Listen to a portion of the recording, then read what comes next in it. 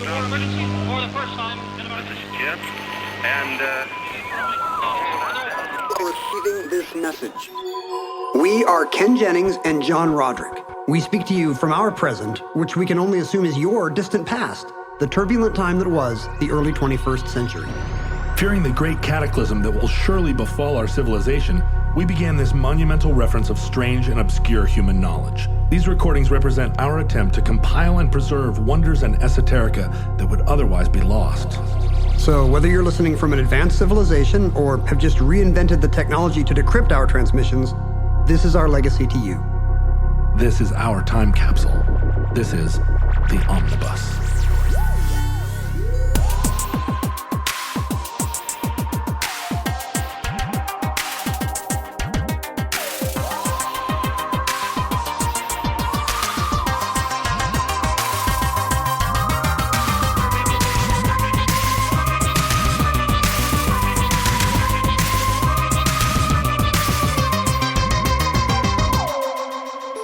You have accessed entry 314.PS4503, certificate number 26207.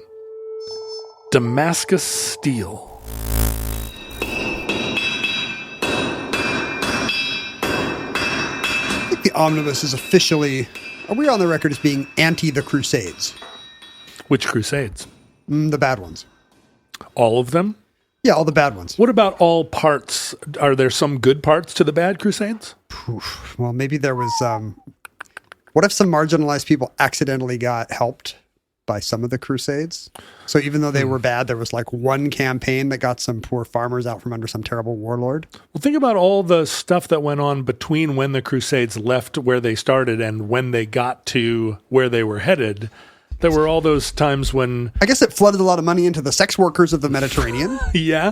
But Speaking also, of marginalized people. I mean, think about what it did to the economy of Constantinople, but also... Is that good? Are we pro the economy of Constantinople? I'm not sure. Is this why we can't tax the Byzantine rich? I don't remember what our stance is. What about the Knights Templar and all their bandages and, hospitaliers and so forth? There were advances in medicine.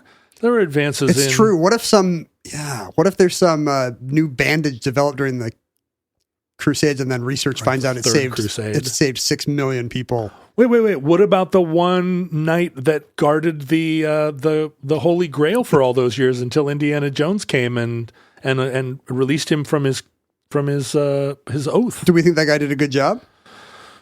Well, he kept that bad guy. The Nazis didn't get it. The bad guy in that slick suit that thought he could live forever. He ended up. But I think if that guy had picked the right cup, I think that guy would have let him have it. Right? Oh, I see what you're saying. I mean, that guy's not a Nazi. He's an evil American businessman. But I think the Nazis have bought him out. He looked like a Nazi. Nazis bought that guy. But he was. But don't you think that the knight, the 2,000-year-old knight that was guarding the cup subtly influenced him to pick the wrong one? Do you think he picks a different game each time, like Price is Right? And this time he was like, I'm going to pick the one that the rich guy always fails, which I call pick the nicest cup. Because it's not that. It's the cup of a carpenter. What does he say? Jesus would not have had a fancy cup. Right choice or something. He has some little line reading. That's right. There. That's what he says. You made the right choice. He said, the right stuff. It's really hard for me sitting here. I know that I agree, Ken, that Omnibus is against the Crusades in general. We did that PSA about it. But it's really, I don't have a list of all the things that happened during all the Crusades. There were so many. I do not believe that we needed to recapture Jerusalem for the Christians. But there are a lot of other things that happened, right? Didn't we invent the bicycle, or wasn't there right. some? And when I say we, I mean Saladin had a bicycle. I mean us, the Crusaders. Yeah, why is this we again? I mean, is it because you have a beard? No, the Crusaders all came from where the Jennings came from, right? Wales? Think about all the Jenningses that rode east. They were mostly They're mostly kind of logistical backup. Oh, you guys ran the Excel spreadsheets for the Crusades? Yeah, merch table. Okay, but let's say in general, were against the Crusades. Well, I think you've brought up an interesting point, which is that the Crusades became a cultural meeting point between East and West. Right. And at a time when, the Islamic civilizations of the Near East had a lot of cultural advances that 11th century Europe did not. Right, like astronomy and math and hand washing. Yeah, medicine. Sure. I guess I don't know the history on this, but there must have been stories. I mean, this is one of those stories. These are their stories. But there must have been more cases like this of the West kind of being astounded by the bounties and marvels of the East. And I don't know if that changed worldviews or not, but it would have been the first time most of these people could have seen what other cultures were capable of. I feel like the Crusades kind of famously had greater political involvement on the part of women on both sides than the men. 80% of all Crusaders were women dressed as men. King Richard, kill him. Richard the Lionheart was astounded to find that he was the only man in his unit. Yeah, there's a lot. Boy, it was a couple 300 years of Crusades. Just feels like off and on. Yeah, right, off and on, right. But a lot. I'm going to go on record and say it was medicine and exchange and cultural exchange, information technology, that are the two things that I'm going to say were good about the Crusade. Was good for memes. The Crusade. This is a story of a Crusades discovered technology that blew the minds of the Western Europeans who first saw it, even though it was thousands of years. It was over 1,000 years old by the time they saw it. Was it hygiene? Is that the thing that blew their minds? By it, I mean going outside to pee. No one in Europe had thought of just not peeing in the corner of the hut. Stop eating rats. Signed the Seljuks. They first saw what has come to be called Damascus steel, and what was already called Damascus steel. The name goes back to Islamic texts that predate the Crusades. Did they see it in Damascus? They did not. Well, it's not clear. It's right on the way. You can. Damascus steel is, it's one of these things like Panama hats that are not from the place in the name. You're blowing my mind. Where are Panama hats from? Ecuador. Trivia people love this kind of stuff. French fries are from Belgium, and German chocolate cake is just invented by a Mexican-American guy named German or, something like that. Sure, the Caesar salad is not named after Caesar. There's all these... named after that other Caesar. There's all these kind of geographic misnomers. And Damascus steel appears to be one of them. Waldorf salad is from the Waldorf Hotel. It was invented by Waldorf from The Muppet Show. There's a Statler salad as well that did not catch on. So is Damascus steel something from the Orient? Yeah, the etymology is confusing. It certainly comes from further east. It was named after Damascus Chin, the ancient Chinese sword maker. Damascus, I always thought of as the oldest city in the world because that was the common Guinness Book of World Records line when I was a kid, and I liked those kind of books. 9,000 years old. I know you do. But I guess the scholarship is not so good now. Like, it appears that there were settlements in what is now the greater Damascus area in 9000 BC, but that does not mean that they were continuously inhabited. None of them appear to be in what is currently the old city of Damascus. Which is currently now just a pile of stones. Right, which has now seen better days, but which appears to have been maybe uninhabited until about, I can't remember, I think it's about 2000 BC. Like, there's no evidence of a current city centered Damascus prior to 2,000 years ago, even though there were... It feels like the greater Damascus area. But should you get credit for that? Because it might not be a continuous settlement. It might have just been, well, for a while, some people had some cottages over by the mountains.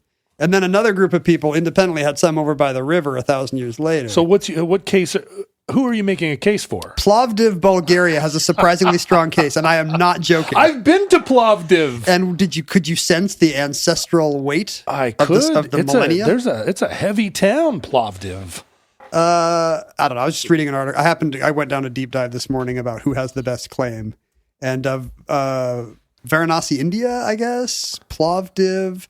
I guess Aleppo, Syria is pretty good because it's that part of the world, but it's a port, so right. Whatever the civilization was, it probably would have been in exactly the same place on the harbor or on the coast. Yeah, you do have to kind of guess that people have been going down to the beach where you can most easily access the beach. Right. Since where's the deep water going to be? In olden times. Where are the fish going to be? Where can the boats launch to get the fish? Right. This was an article in The Guardian, and at one point they kind of sniff. This is a tough question, even though you can immediately leave aside all of North America and Australasia. I was like, come on, guys. Up yours, Guardian. Yeah. Oh, I'm sorry. You're from Manchester. Yeah, we can also leave Manchester out of it. I'm sure the Druids had huts in what is now at least the outskirts of Manchester. So the goal is continuous occupation. You're not even on the list unless you can plausibly say continuous occupation. Well, because otherwise, what are we even measuring? Yeah, I guess. First, you want the continuity of cityness, and that goes away if somebody builds a different group of huts in a different part of the valley. Oh, sure. I guess I get what you're saying. It's not just I found some arrowheads buried in the sand. Right. It's that I found somebody's shoes. But the reason why it's called Damascus steel, there's a bunch of theories because the name appears to predate any writing on the subject. It could be just from the same root of Damascus, which appears to be a word for water. Damask? It could be from damask the fabric. That's actually possibly true. It's a way of weaving silk or cotton or whatever in a very specific pattern. And Damascus steel kind of has this cloth-like ripple, as we'll see. It might just be that was where traders first saw it. Damascus, maybe not the most ancient city. It's no Plovdiv. Right, but it would have been a place where there would have been markets and trade routes, and somebody could have been selling something that came from back east. Yeah. But the Crusaders were wowed by the weapons of their opponents. Damascus steel had a few things to recommend it. The Crusaders immediately saw it doesn't chip as easily. Right. It's very tough. You can just whack a suit of armor all day and all night if you're one of those Saracens. I'm on that website. If you can just kind of sure whacking the Saracen, whacking King Richard like a big piñata. It was legendarily sharp as well. It would keep an edge, and there are lots of stories about a feather or a hair drifting onto a sword and going, or even it slicing through. Suit of armor.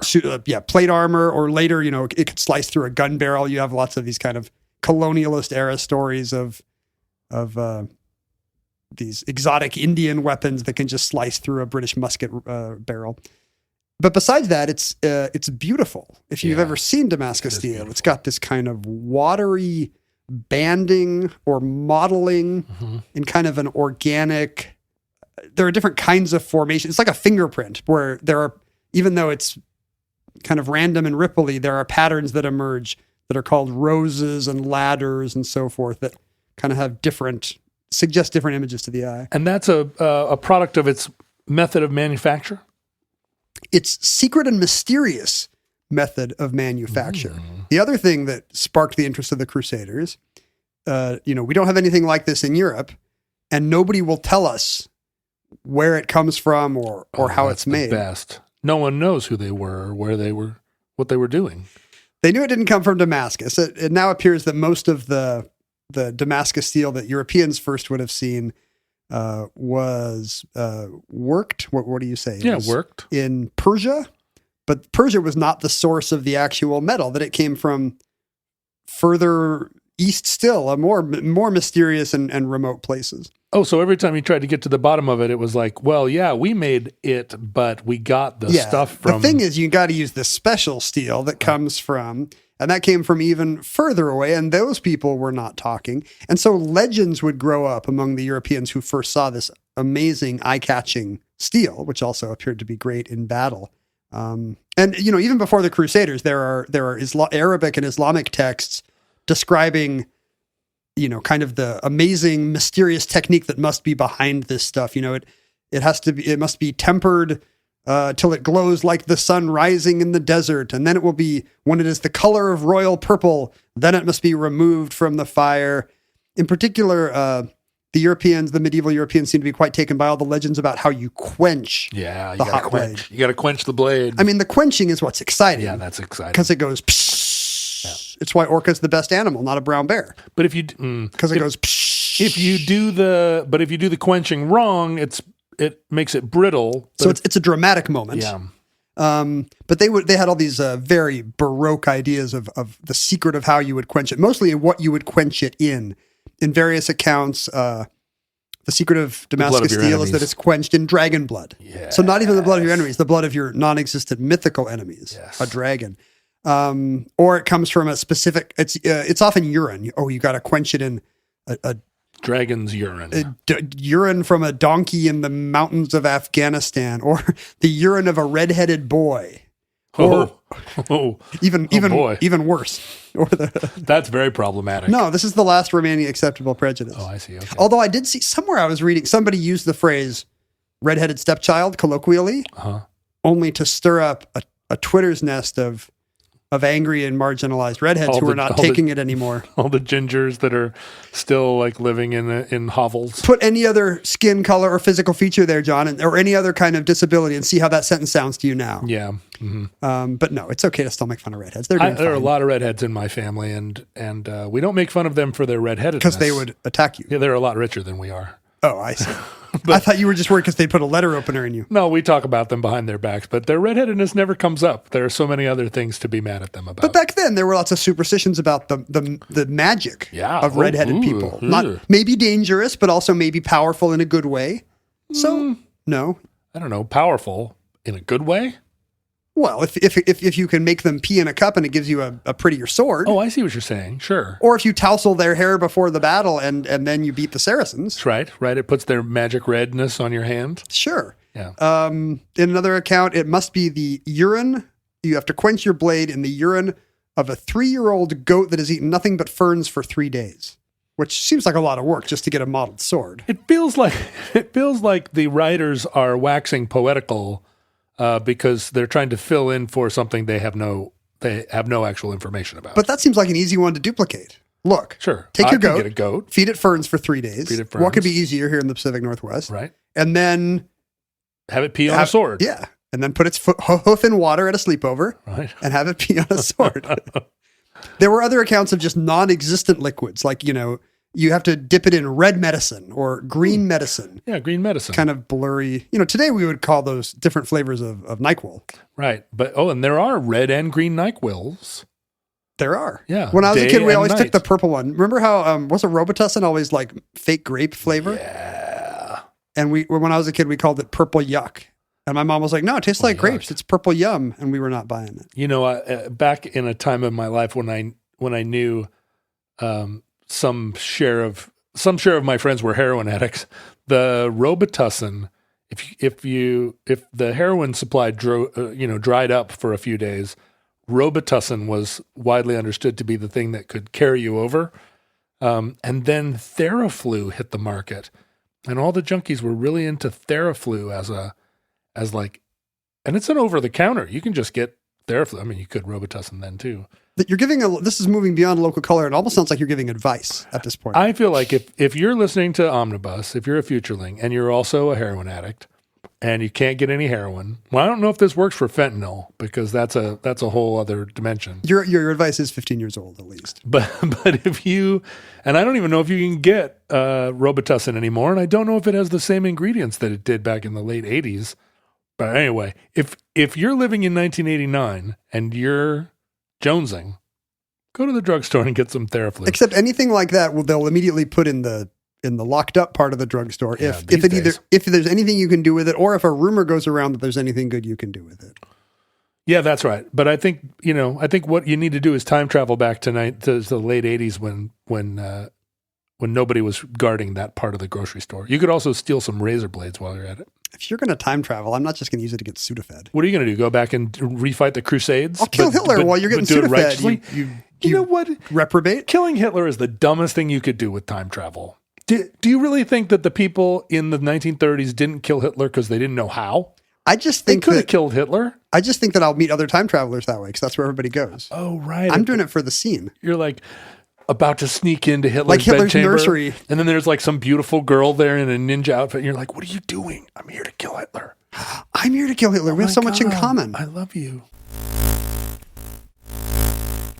Other methods of quenching were not even liquids. This is how crazy it got. Wait a minute. Instead of, Can you think of a non-liquid way to quench a sword? I thought you were going to say like sap, but not even a liquid. No. How do you quench it in sand? Magic sand? You could quench it in the air. Like, what if you give it to a horseman who then is instructed to ride at a furious gallop, and somehow the pounding hoofbeat will impart a martial spirit to the blade as it cools. So he's just got to wave it in the air and kind of air dry. What if you waved it in the air like you just didn't care? Wow. What an insouciant spirit that would impart to the blade. What if you tied it to a 3-year-old goat that had only eaten ferns?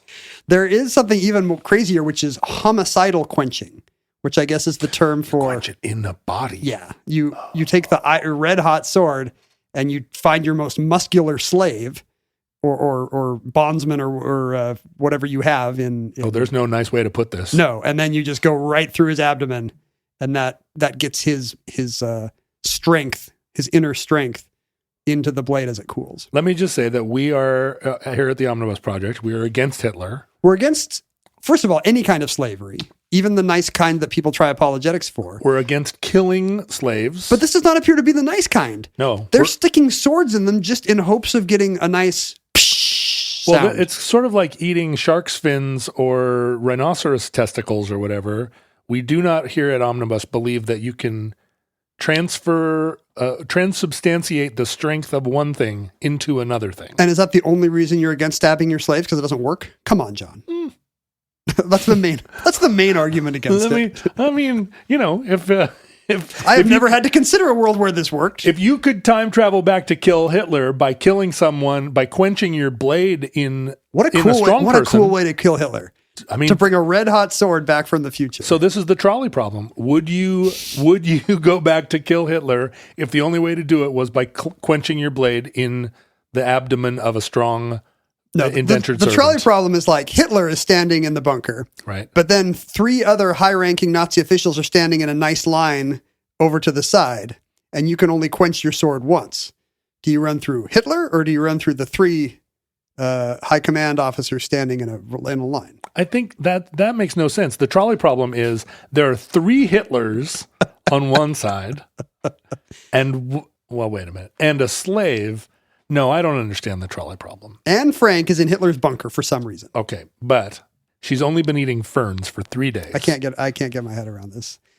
So anyway, medieval Europe came with all these incredibly elaborate ideas of kind of a mystical idea of what could possibly make steel that looked this cool and was still this tough. Oh, did they do that? Did they do that thing where they tried to like draw the tree rings on the blade or make it so that it looked like that? But it kind of does look like tree rings. Yeah. It looks like the knot holes and stuff in wood. That just occurred to me now. Yeah, it's got a very cool organic look. If you plane wood at a certain angle, yeah, you get a sort of Damascus steel look to it. It looks wood. like what you see if you close your eyes and have just had too much Robitussin. Uh-huh. It looks like what you see if John looks at a Magic Eye poster and cannot see the dolphin. Just looks like a Magic Eye poster. Now, I see it. Now it's a Magic Eye poster. You're asking if like there are ways to simulate that, and in fact there are. Like if you go to some kind of nerd knife and sword store in the mall today, been there, and like Cabela's is not going to have Damascus steel. This has got to be some place where you can buy a letter opener with Quenya Elvish lettering on it. You do see like Japanese kitchen knives that have the look of Damascus steel. Are they not? Much of the stuff you're buying might actually be simulating those patterns using, in the 1970s, it was discovered how to produce a similar ornamentation using pattern welding, I guess, which is a way of getting different layers of metal to adhere together with a kind of a hammering technique. Okay. And apparently it produces similar mottling. But the only reason we're trying to approximate it in the 1970s is because the technology was lost. No! Are you kidding me? We don't know how to do Damascus steel. No, you're kidding me. We don't know how to do Damascus steel? And it happened centuries ago. What are we doing? As a culture? Yeah, we're trying to build time machines to kill Hitler. No, we're spending all this time making electric cars. We should be devoting ourselves to finding the secret of Damascus steel, because we have no idea how long our civilization survived, but we also have no idea how many things we're missing out on. What could Elon Musk do if he had Damascus steel technology? And you don't know when Obama's going to come to your house and take all your guns. Exactly. In which case you need cutting edge. So it's been a while. It's been a minute since Damascus steel went away. The rise of... It's been a while. Stained? The rise of guns pretty much did it for Damascus steel because... like so many other things. Because I guess somebody went around and shot all the people that knew how to make it. That's where we lost the great white buffalo too. No, it was better tech. Yeah. And the idea that you needed a really good sword edge, matters less if somebody can kill you from across the room. And the fact that, the rise of firearms killed off Damascus steel meant that people have been trying to recapture the secret of it for centuries. Like even, what are Michael Faraday's dates? The father of modern electromagnetism, Michael Faraday, he's a 19th century guy?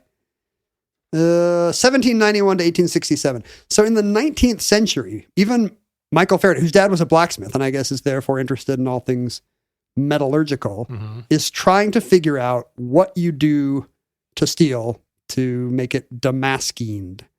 And he incorrectly decides that it must be silicon and aluminum. People feel like it's trace elements.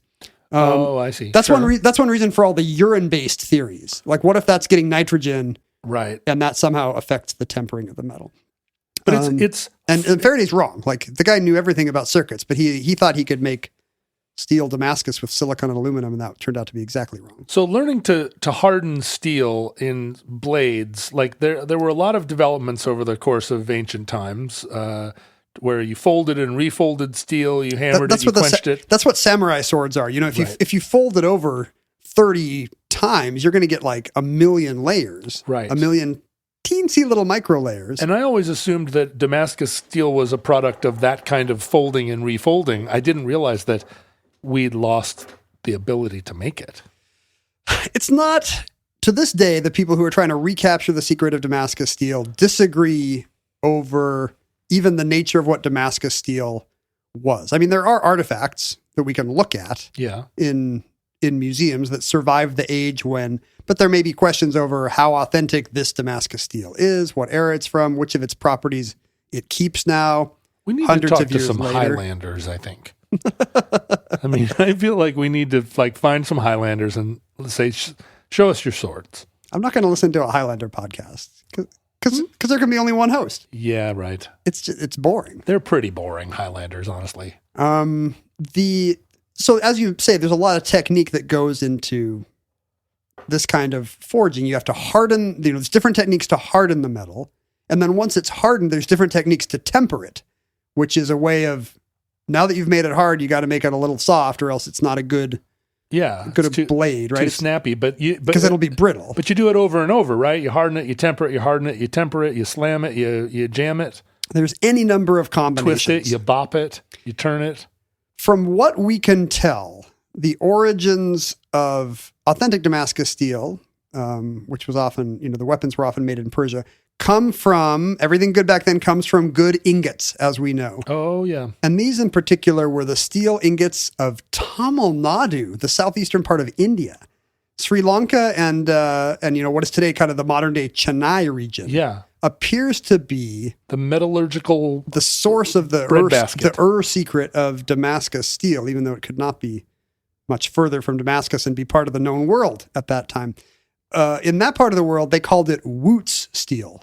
Wootz. Wootz. Wootz, there it is. Which sounds, it has a very early, late 90s, early 2000s. It seems like maybe a .com that advertised on the Super Bowl the day before it collapsed. Yeah, Wootz. I have one of their tote bags. It turned out their other products didn't work, but those tote bags are still good. Wootz.io. I don't know where the secret of Wootz appears to be. I'm never not going to laugh at the secret of Wootz. That feels like an episode of Adventure Time. Princess Wootz, we're here to save you. I'm Princess Wootz. That's my impression of an Adventure Time show. That's nice. I'm one of the animators that work on the show, so I get to do the voices. Everyone sounds like Lumpy Space Princess. Even though Europeans didn't see Damascus steel to the 11th century, ingots of Wootz steel had been produced at least. That's BC technology. That stuff is 2,000 to 3,000 years old. Were the ingots themselves being traded globally a long time before Damascus steel arrived? They were certainly making their way to markets west. Crusaders didn't have them, but did but I think the Persians? Persian Empire, would have been aware. There's an ancient There's an ancient Persian proverb where they would refer to an Indian answer or an answer from India. And this, today any idiom with Indian in it is racist and you shouldn't say it anymore.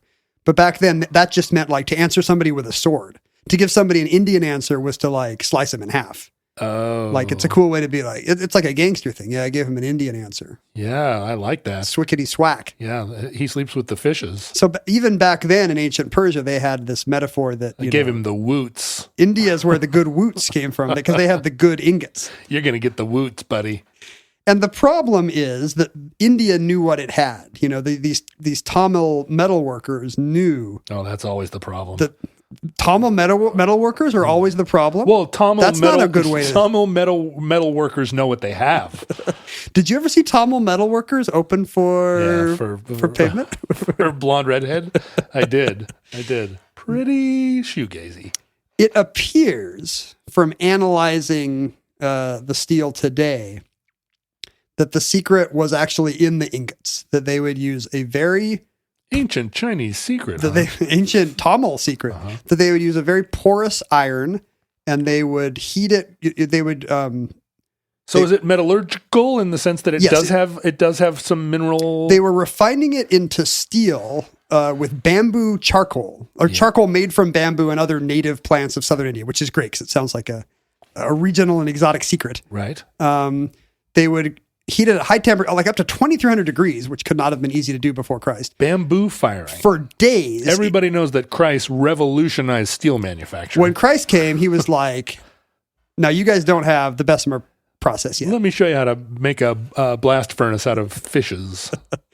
Not recorded in the Bible. But you would heat this stuff at a high temperature for smelt it? Is that what you do it when you turn iron to steel? What's the verb for that? Yeah. Yeah. For high temperatures for days with very little oxygen. Oh, wow. Crazy. And what that does is you get a lot of carbon in your steel. Yep. And that's funny because when you think about it, a lot of modern steel refining technologies exist. Try to get the carbon out. Get the carbon out. Modern good steel might be as low as 0.3 to 0.4% carbon. Whereas it now appears that these Wootz ingots would give you steel that was almost 2% carbon. Whoa. So it would produce carbides, compounds between iron atoms and metal plus a carbon, or actually multiple carbon atoms. But it wouldn't be brittle. I mean, the reason why you want to get carbon out of your steel is that it tends to make it brittle. But something about this process, and I guess the tempering that followed it, gave you those cool ridges and a very strong ductile steel, but it wouldn't shatter. My daughter and I watch steel mill videos on YouTube together all the time because there are these wonderful old films. We just watch Flashdance in my house. Oh, what a feeling. To get that steel mill vibe. But these great films of because they're these industrial films that are here we see the steel mill in operation. Nothing like seeing something pouring orange out of something else and sparks flying. It's so great, and especially the scale. And throughout the videos, they're explaining what's going on. And then we put in the coke, and then we add this, and then we take that off. And watching it go through the rollers and all the stuff that's kind of sloughing off of it, it's all fascinating. And yet, watching it all the time, I still know so little. I can speak so poorly about steel manufacture. It feels like something. I was surprised to learn that the groundbreaking Bessemer process, which is what changed the steel industry, is no longer used. There's some kind of free oxygen. I support it. I support free oxygen. What's it called? That's part of my platform. The basic oxygen process, or Linz-Donowitz process. The problem with the Bessemer process is it was so fast you didn't have time to like do any kind of quality control over the batch because after 10 to 20 minutes of heat, you got steel. It's done. Put it on grocery store shelves. It also didn't remove phosphorus, apparently. It removed all the impurities they knew of at the time. But now that we know more about phosphorus, we can see the Bessemer process is not good for that. So we use even better techniques to make steel today. And no, I don't know what they are either. So how much of this Tamil Tiger steel process was about the length of time it sat in the smelter? If they're doing it for days, that can't be typical. And right? It can't be for no reason. Right. Right? I mean, you wouldn't just keep throwing bamboo into the furnace. Unless maybe they're just really chill metal workers. They're like, yeah. They go just listen to some monkeys chatter and they chew some kind of nut that makes your teeth red. And they've got a good, easygoing life in southern India. Keep that thing lit up. No, I bet they had to have discovered that the long cooking process in a low oxygen environment played a major role. And that is counter our modern industrial, like, get her done process. But isn't it nice that it turns out the artisanal small batch stuff made better stuff? It feels like maybe Mao was onto something with his backyard. It feels like all these brew pub guys need to start doing Woot style metallurgy in their basements. If only China had more bamboo. The pandas are just leaving the cupboards bare. The problem, of course, as it so often is in these stories, is the British Raj. What? Wait a minute. We were back in the Crusades. Yeah, so the making of Woot steel continued for centuries, but kind of off the grid because it was a small, intentionally small, secretive group. Right. Kind of I'm picturing a Da Vinci Code kind of bunch of people with some secret handshakes. I was reading about the sort of glass making guilds of Venice. Oh, Murano and Burano. Yeah, and how Dale Chihuly in the Northwest went to Venice and was like playing slap and tickle with the Venetian glass artists in the 60s and 70s, and they all traded secrets. And all of a sudden, this like 1,000-year-old he's not that old. Well, he seems like it. This 1,000-year-old Venetian industrial process that was closely guarded, secret, all of a sudden all these dinglings up in Pilchuck on Lake Washington are like, oh, we know how to do that now. And Venice lost their and all it took was just one hale guy with an eye patch and a Prosecco. And now Venice is just a desolate corner. Nobody ever wants to go there. It's just this. I've wandered around Murano and there's still 1 million glass shops. Yeah, I'm afraid so. I can relieve your anxiety on that. They are still making plenty of vases. It's not well understood how the secret of this Tamil steel got lost. So how are we blaming it on the Raj? Well, that's the time period when it happened. I'm not saying, the British disrupted mining, and the British would have, the new European influence there would have disrupted their normal trade routes to get their steel paid for. And I'm sure somebody in a pith helmet was like, that's not how you do it. Let me show you the British way. This is all theory. It's possible that there were other trace elements that we don't know about that, cobalt. The sources were lost, vanadium or whatever you need to make your Woot steel perfectly, Wootserific. Yeah, you need vibranium, and you can only get that from Wakanda. That's right. Once the meteorites of vibranium stop falling, what are you going to do? Right. You think the British would not let Wakandan goods in? Well, that's the problem, right? Wakanda was also part of the British colonial empire. No, but they never fell. The area around Wakanda, sure, the British couldn't get there, but yeah. But it also might just be a problem of like a tiny guild of people knew how to do it. Yeah. And in the same way that, you don't see a lot of shakers around today. Sure. You knock the teeth out of old Tom, and then how are you going to keep him down on the farm? But there are traces through the years, even after kind of Woot steel dies out, there are traces of this technology. And, because there was so much written about it by Middle Eastern and European writers glowingly writing about it, it had a kind of sense of mystery the way Greek fire did. Did it become, did that area continue to be a steel manufacturing part of the world? Is there steel from southern? I actually didn't know, but it looks to me like India has just overtaken Japan as the world's second largest steel producer. So Awesome. there is a big domestic steel industry. But is it? I wonder what their Pittsburgh is. Is it down there in the Tamil region? There are steel plants there. It looks like they've nationalized their steel industry as SAIL, the Steel Authority of India Limited, and in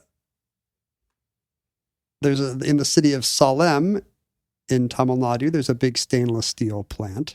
But I mean, some of this is just by virtue of the vast scale of India. I mean, Right. they're going to have a big. If human beings do industry. it's done In India, in India. 1 million times a second. Yeah, that is correct. But over the years, you see little traces popping up of this technology. Like in Russia, there was the very first Romanov Tsar, Michael, had an axe made of what was called bulat, which was this steel with these kind of similar markings that they would use for axes and helmets and so forth. Mm-hmm. And, it's now believed that was kind of the same technology kind of bubbling northward from the subcontinent. Oh, sure. Some kind of Persia, Turkmenistan makes its way to Russian kind of route. But the last couple centuries have been just a series of attempts to reverse engineer the secrets now lost of Damascus steel. In the 1820s, the Paris Mint started a project to just try every trace element they could in steel, bismuth and cobalt and whatever it takes, trying to get something that would replicate its properties. And they could not do it. And as we mentioned, in the 1970s, it was discovered that you could get some of the same look Right. with pattern welding techniques. But you could, when they did side-by-side comparisons, it just didn't match up to the quality of Damascus it steel? doesn't have the toughness and the as well as the sharp edge. Right. In the me. early 1980s, tough sharp but edge. with a sharp edge.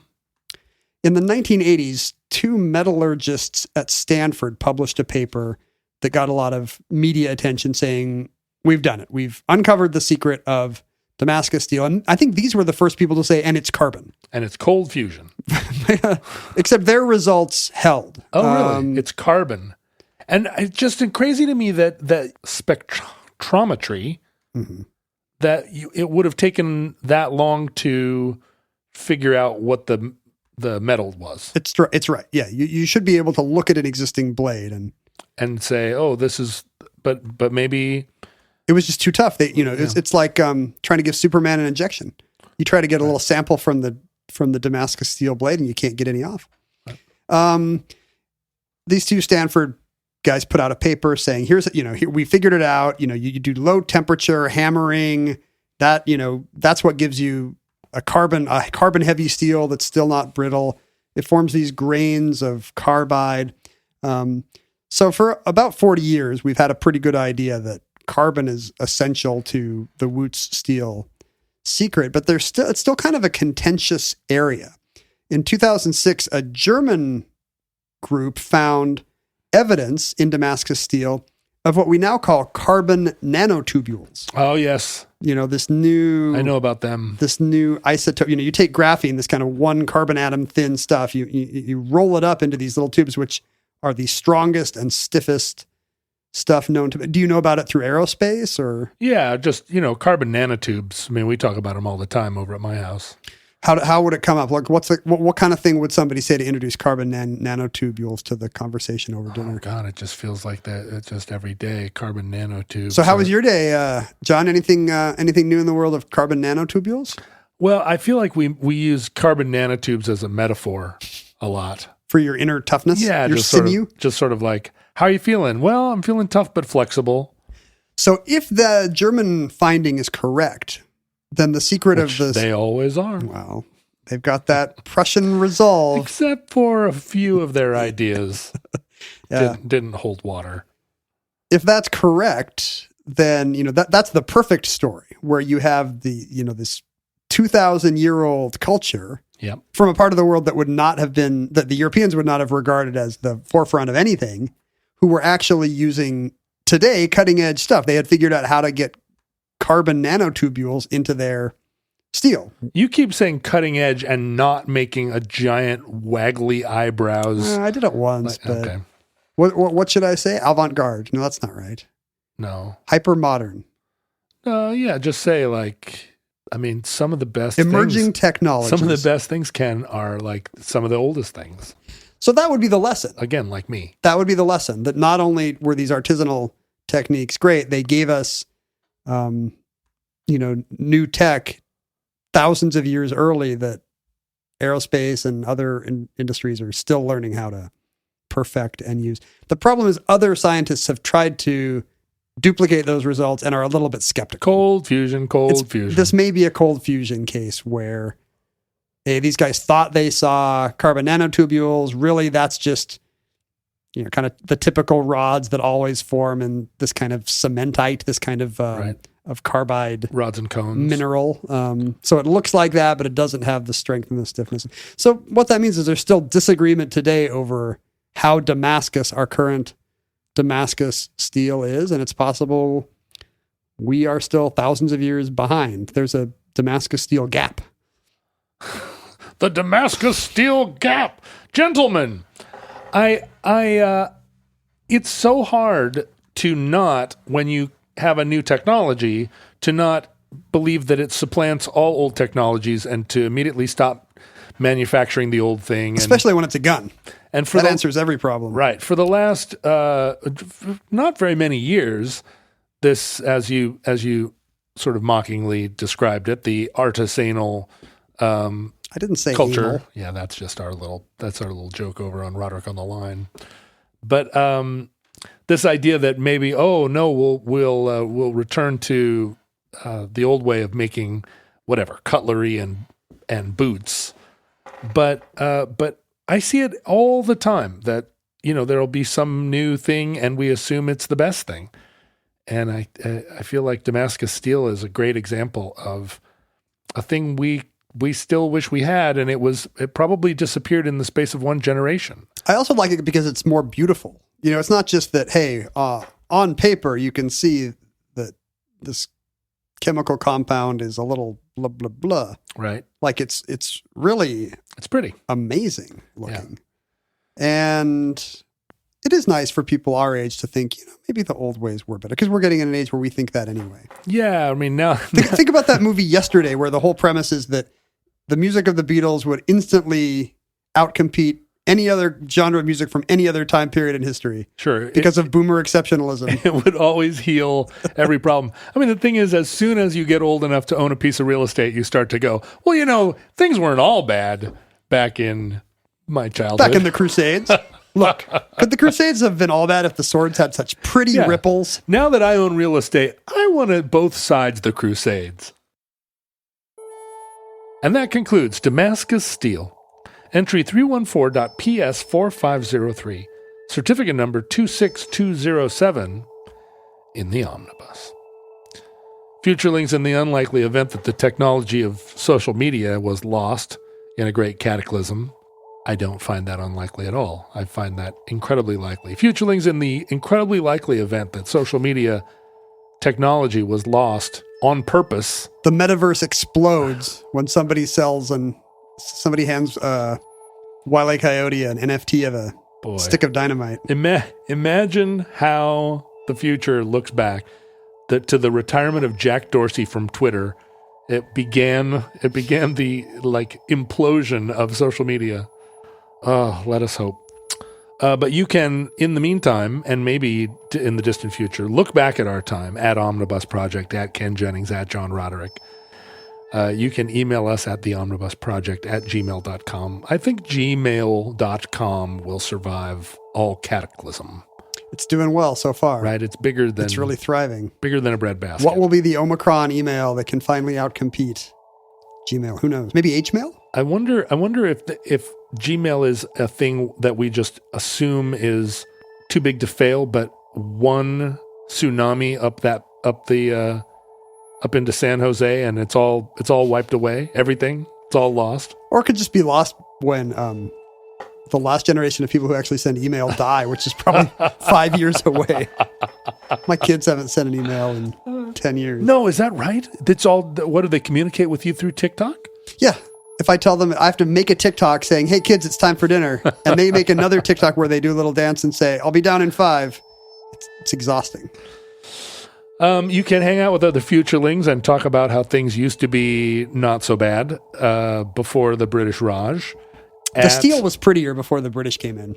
On Facebook and other social media places where futurelings congregate. You can mail us things in the U.S. mail that will outlast all social media. At P.O. Box 55744, Shoreline, Washington 98155. Of course, that's the address. You can mail us things via any method. You can send us packages to that address from Federal Express, I'm assuming. Is that true? Will they deliver to a U.S. post office box? Won't they? I have no idea. I mean, it's just an address. Federal Express delivers things to wherever you give them an address, I'm assuming. But will they but some postal employee has to put it into the back of the box. The FedEx guy can't get back there. Will the postal guy take a delivery from FedEx and put it in the right box? Maybe he won't. Maybe he's having a bad day. Have we never gotten a package from Federal Express at your post office box? I have no idea. I could Google this right now, but it's not that interesting. Yeah, no, it's not. And you can support the show at patreon.com/omnibus project. Your generous contributions help us produce the show and help us keep the lights on here at Omnibus HQ/bunker. You'll be relieved to hear that FedEx has a product called Smart Post, which is used solely for this. Basically, they use the postal service for the final leg, and that allows for P.O. Box delivery. I am relieved. Listeners, from our vantage point in your distant past, we have no idea how long our civilization survived. We hope and pray that the catastrophe we fear may never come. All our secrets will be lost like Damascus steel. You will have no idea how to do a boomerang video or what's our other technology? Bubblegum.